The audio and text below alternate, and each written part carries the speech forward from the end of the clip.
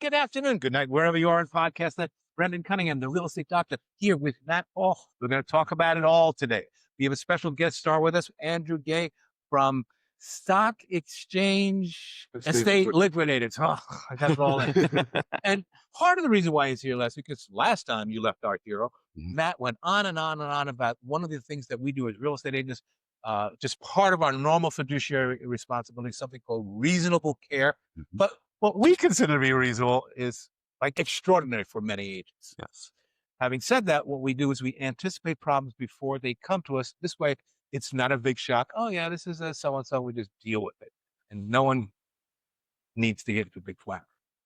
One of the things that happens is people accumulate stuff. As George Carlin used to say, you get an apartment, you get a bigger apartment. Well, now you got more room to put more stuff in. Then you got to move out of that place because you got too much stuff. One of the biggest fears I think people have of putting their house on the market is, oh my God, I don't want to deal with the stuff. Yes. We hear it all the time. It's a nightmare. Yep. And so we don't want to deal with the stuff at the wrong time. We want to make sure it's addressed at the proper time so that your house can sell quickly for the amount of money that you're expecting. Having said that, what's the first thing this guy drops in out of the sky? Now we search hard and low for the best estate sales guy we could find here. And Andrew says, yeah, I think I could do this show for you. So what's the first thing that happens when somebody calls you? First thing is we set up an initial appointment, do a walkthrough. We're going to determine whether they're a good candidate for an estate sale. Because not everyone is. Not everyone is. Huh. And then just explain how it works, basically. Okay, so how it works. I mean, I've seen estate sales done badly, and I've seen estate sales done extraordinarily well. And obviously, you're in the second group, we would hope. But so what's the first part that you start? Once you get in there, you determine that they're a good candidate, then what happens? Then they decide, yes, they'd like to have an estate sale. And we schedule that. You work a mutually agreeable time. Yes. Agreeable time. And typically, when does that happen? If it's like for a sale? So that's very interesting because that's a good question. Wait, you see this guy's I think because of, Go ahead. we are adjacent to the real estate market. So I sort of see how things operate. Exactly. So, I mean, in the last couple of years, we are booking out. We used to be about 30 days. Now it's like 60 to 90. Exactly. 6 to 8 weeks. Yeah. Usually. See, that's why I asked. Yeah, absolutely. Because things do change. And it really, we can do comfortably 2 sales a week. Okay. I think you got a couple of sales coming up this weekend. Oh, absolutely. Yeah. 3. Excuse me. But that's 2 of our own sales, and then a sale where we offer a service helping others do their own sale. Oh, really? Oh, Yeah. great. That's a sale generally that we don't take because there might not be enough dollar value to make it work. Gotta be worthwhile. Yeah. Exactly. For everyone. So we call it a friend sale. So we're doing 2 of our own and 1 friend sale. But it's really, it's very frustrating in my business to not be able to accommodate someone, especially if it's a really wonderful estate.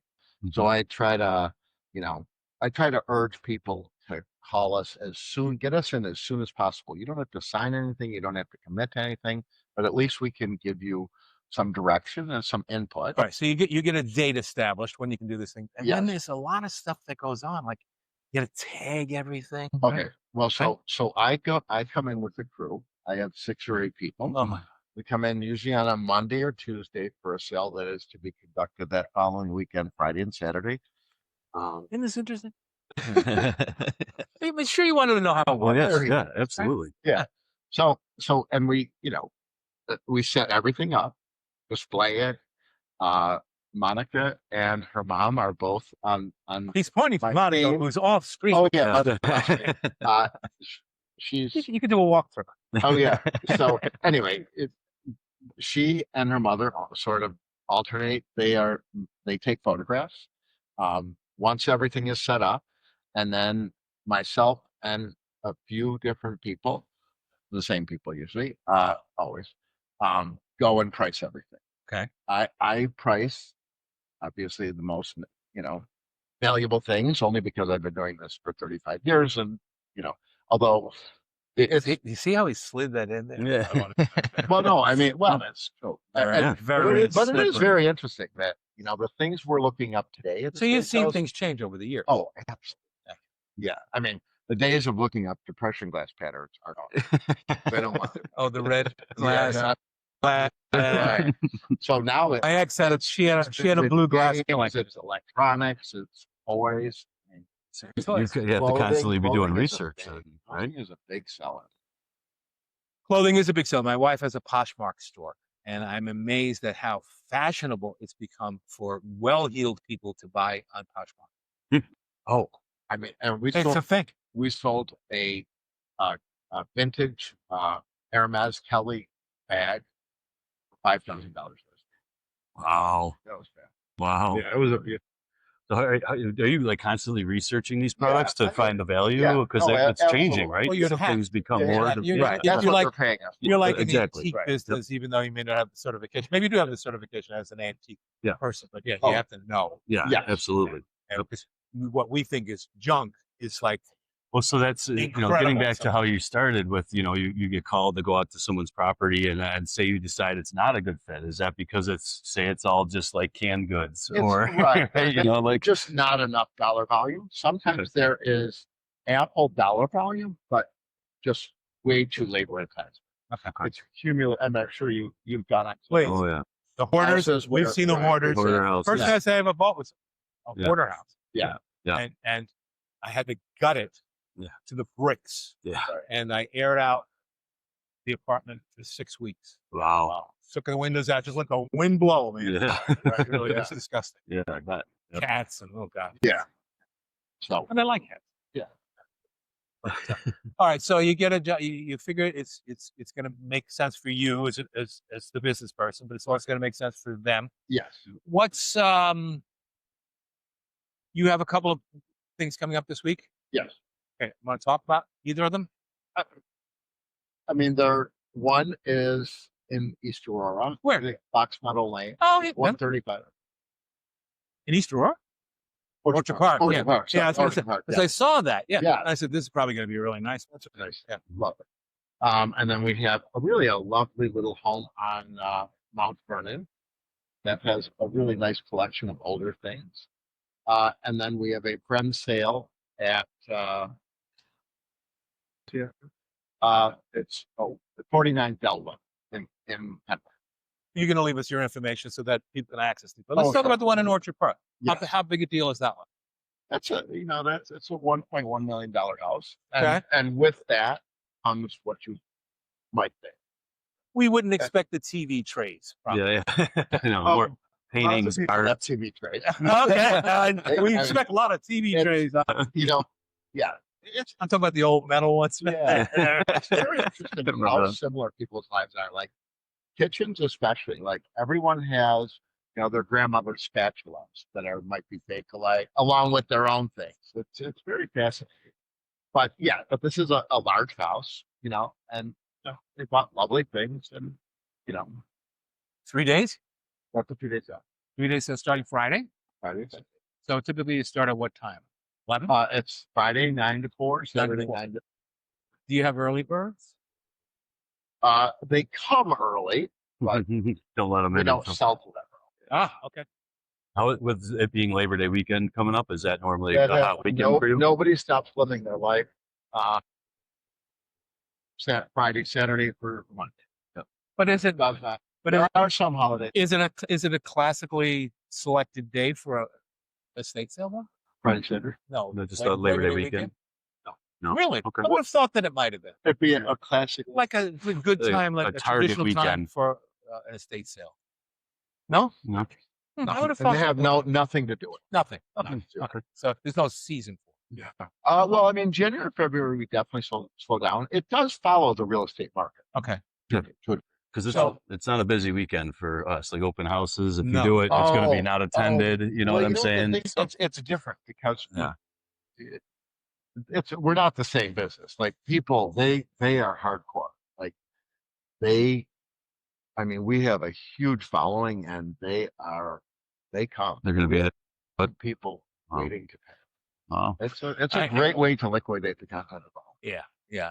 And it can be sort of fun. I have my stepdaughter, she has a business, Maple House, and it's, I think she's got like a couple 100,000 followers on this, and she's always going to these things.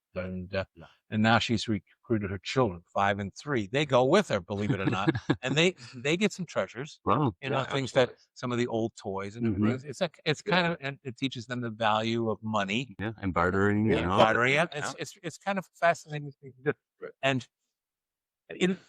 you've been guys like you have been around pretty much forever, but it's different now. It's a much more polished profession, I think, than it used to be. I've even seen signs up at some people are advertising for estate sales and things like that. Yeah, we put signs all over. Yeah, and this is it a cluttered field? Is it highly competitive? There's a chunk of liquidators, sure. Locally? Yeah, definitely. Yeah, because I mean, I really only heard of a couple that you see on a regular basis that have stood the test of time, like you have. Yep. And I'm sure there's probably I'd say a bunch of fly-by-nights out there, but there's probably So chances you want somebody who's been around for a while. Do your research. Yeah. So that, when you look to, because I don't know if you pay them at the end of the day, you pay them 2 days later after you figure out, you probably have to figure out what the total take was. Yeah, it's usually only because after COVID, like 80 to 90% of our sales are credit card. Oh, I didn't even thought about the credit. Yeah, Right. wow. So that we use Flagship. They're like the second largest processor, and they put a 3-day hold on the funds. So, and Saturday becomes Monday. So the funds are in our account by Thursday. So then what I tell my clients is, you get paid essentially with it. Okay. Well, then that's fair. You tell them up front what it is. Yeah. And there are mechanical things that I had thought about. Yeah. Processing fees. Sure. All that. Yeah. Yep. Credit cards, that changes everything. Absolutely. That's great to know that you offer that. You know, I would think a lot of people would go to the ATM before they go and and not assume that they could use a credit card. We do. We do take checks, but most people don't pay with check, and we don't take out of state checks. So the usual caveats with checks. Yeah, exactly. Just It's really otherwise just don't take them. credit card. Sometimes it's Venmo, sometimes not. Oh, I thought of Venmo and Zelle. Yeah. Yep. See, I don't have That's Zelle. direct I have from Venmo. bank. Yeah, it works the same. I'm sure it does. Yeah. I tried to get on It's Zelle. mainly It got weird. I said, I'd figure you out. Right. That's really nice. I get one glitch, I'm out. Yeah. But, So do you have like QR codes that people can pay off of? Like just scan a QR code, or how do they do that? You don't know? They don't. We don't. It's easy at the register. Okay. Yeah. not QR codes. We don't do those. I don't do QR. Yeah, really. We're working the devil anyway. Venmo and Zelle are probably that's good. more up and That's coming. good It's enough. really not. That it's more labor intensive and time consuming than we really can afford. But on occasion, people they don't have a credit card with them or whatever. We've just talked about 3 things that could not have been discussed 20 years ago. Yeah. Right. Seriously. Venmo, Zelle, and QR codes. Yeah.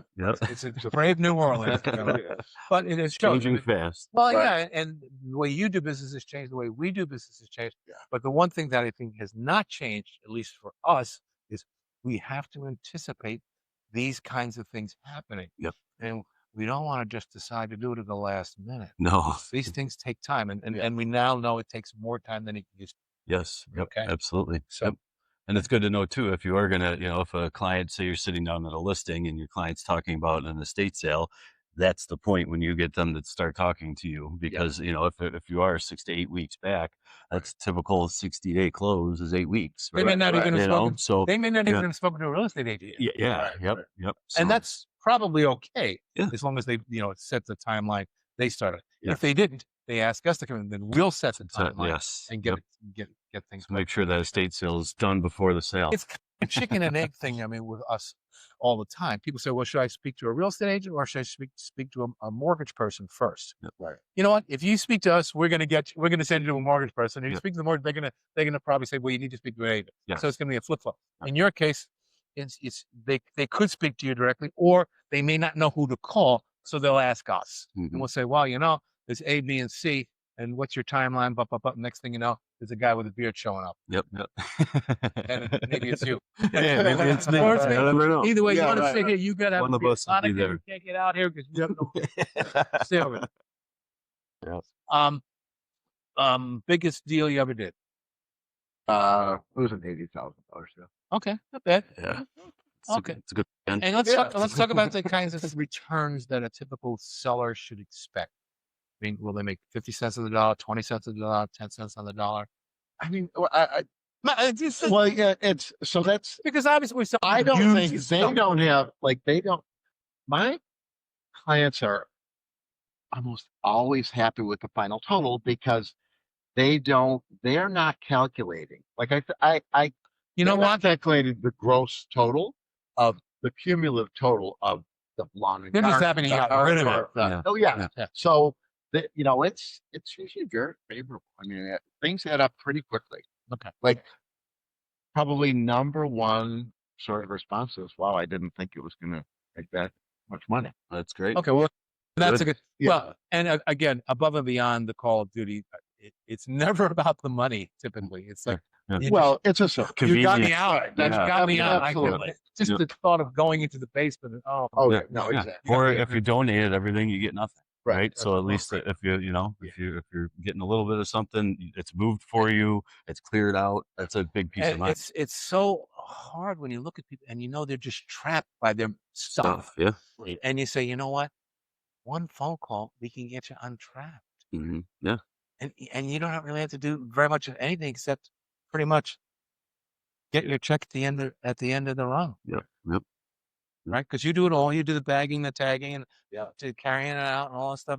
Do they have to even be there that day? No. No, they don't have to be there. No. So go to Niagara on the Lake for the weekend. Yeah. I don't know. Yeah. And Is there ever a situation where, part of the belongings are for sale, some are not, and you have to like sift through or either get stuff all into one Well, room? yes, it is the client's responsibility to really remove or consolidate anything they want to keep. Now Okay. that might not be a break front.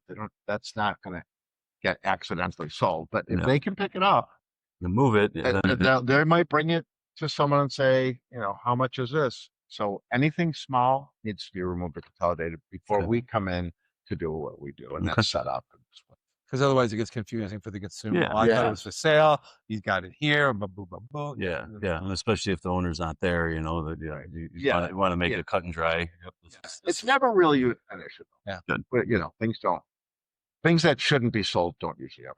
Oh, good. Well, Andrew, you supply a very, very valuable and necessary service, something that our clients are looking for all the time. Yeah, I get asked several times a year for the Yeah, sale, so and, this is and great. you get to be a hero. You get to be probably bigger hero than we do. We're really the guys that says everything.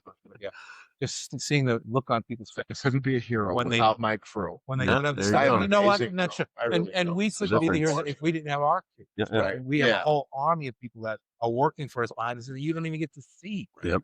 And they just make things seem easy. Yeah. That's why everyone wants to go there. It looks so easy. Yeah. A freaking army of people. Right. Trying to make it Truly. Yep. All right. Okay. Thank you. Thank Andrew, you so much. thank Really you for nice coming to on. meet you. Yeah, thank you. Thank So you for how, your wait, time. wait, how do they Appreciate get a hold of you? Do you have phone? You have phones? Oh, yeah. Yes. Propane phone or something?